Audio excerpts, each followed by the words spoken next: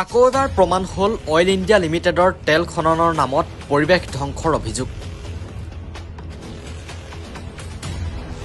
ন্যায়ালয়ত আকৌ এবাৰ মুখ ঠেকেচা অইলৰ।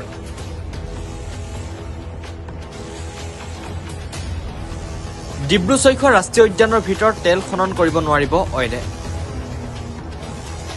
পৰিৱেশ, বন আৰু জলবায়ু মন্ত্ৰালয়ে নাকচ কৰিলে ডিব্ৰু-চৈখোৱা ৰাষ্ট্ৰীয় উদ্যানত অইলক দিয়া তেল খননৰ অনুমোদন।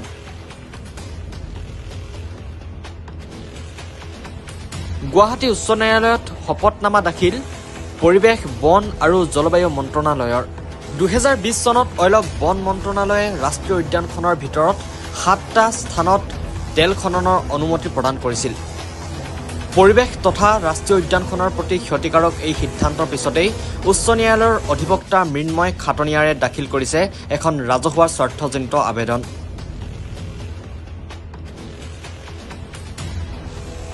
গুৱাহাটী উচ্চ ন্যায়ালয়ে পৰিৱেশ আৰু বন মন্ত্ৰণালয়লৈ জাননী কৰি ইয়াৰ ওপৰত স্থিতি জনাবলৈ আদেশ জাৰি কৰিছিল। ইয়াৰ পিছতে বন মন্ত্ৰণালয়ে অইল ইণ্ডিয়াক ডিব্ৰু-চৈখোৱা ৰাষ্ট্ৰীয় উদ্যানৰ ভিতৰত তেল খননৰ অনুমতি বাতিল কৰাৰ কথা শপতনামাৰ জৰিয়তে জনায় বন মন্ত্ৰণালয়ে।